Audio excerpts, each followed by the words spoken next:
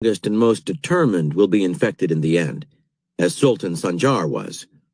His attempts at security and the harsh life to which he subjected himself as protection reveal that he was under the influence of this panic. One simple dagger in the ground was enough to push him over the edge. Understand. We are all extremely susceptible to the emotions of those around us. It is often hard for us to perceive how deeply we are affected by the moods that can pass through a group. This is what makes the use of terror so effective and so dangerous. With a few well-timed acts of violence, a handful of assassins can spark all kinds of corrosive thoughts and uncertainties. The weakest members of the target group will succumb to the greatest fear, spreading rumors and anxieties that slowly overcome the rest. The strong may respond angrily and violently to the terror campaign, but that only shows how influenced they are by the panic. They are reacting rather than strategizing, a sign of weakness, not strength. In normal circumstances, individuals who become frightened in some way can often regain their mental balance over time, especially when they are around others who are calm. But this is almost impossible within a panicked group. As the public's imagination runs wild, the assassins become something much larger, seeming omnipotent and omnipresent. As Hassan proved, a handful of terrorists can hold an entire empire hostage with a few well-calibrated blows against the group's psyche. And once the group's leaders succumb to the emotional pull, whether by surrendering or launching an unstrategic counterattack, the success of the terror campaign is complete.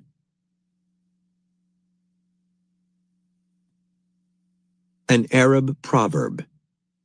Victory is gained not by the number killed, but by the number frightened. Keys to warfare. In the course of our daily lives, we are subject to fears of many kinds. These fears are generally related to something specific. Someone might harm us. A particular problem is brewing. We are threatened by disease or even death itself. In the throes of any deep fear, our willpower is momentarily paralyzed as we contemplate the bad that could happen to us. If this condition lasted too long or were too intense, it would make life unbearable. So we find ways to avoid these thoughts and ease our fears. Maybe we turn to the distractions of daily life, work, social routines, activities with friends. Religion or some other belief system, such as faith in technology or science, might also offer hope. These distractions and beliefs become the ground beneath us, keeping us upright and able to walk on without the paralysis that fear can bring.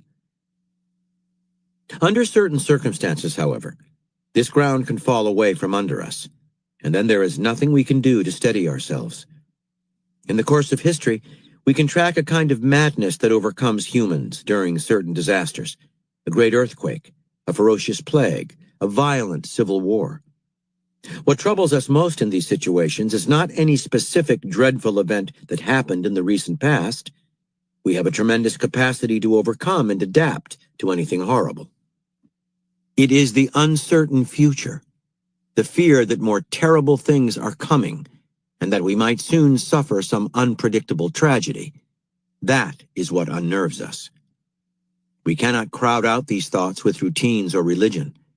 Fear becomes chronic and intense, our minds besieged by all kinds of irrational thoughts.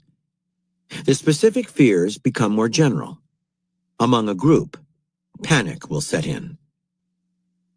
In essence, this is terror, an intense, overpowering fear that we cannot manage or get rid of in the normal way. There is too much uncertainty. Too many bad things can happen to us.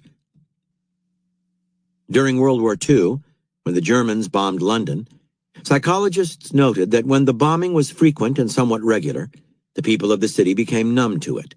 They grew accustomed to the noise, discomfort, and carnage. But when the bombing was irregular and sporadic, fear became terror. It was much harder to deal with the uncertainty of when the next one would land. It is a law of war and strategy that in the search for an advantage, anything will be tried and tested.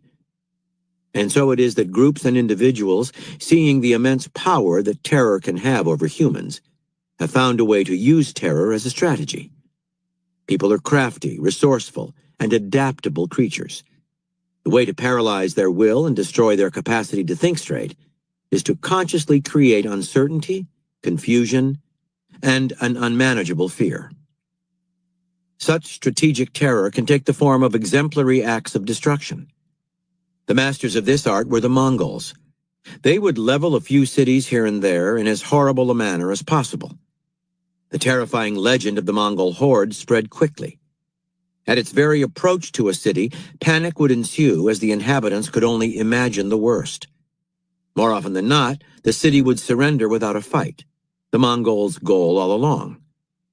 A relatively small army far from home, they could not afford long sieges or protracted wars. This strategic terror can also be used for political purposes, to hold a group or nation together. In 1792, the French Revolution was spinning out of control. Foreign armies were on the verge of invading France. The country was hopelessly factionalized. The radicals, led by Robespierre, confronted this threat by initiating a war against the moderates, the Reign of Terror. Accused of counter-revolution, thousands were sent to the guillotine. No one knew who would be next.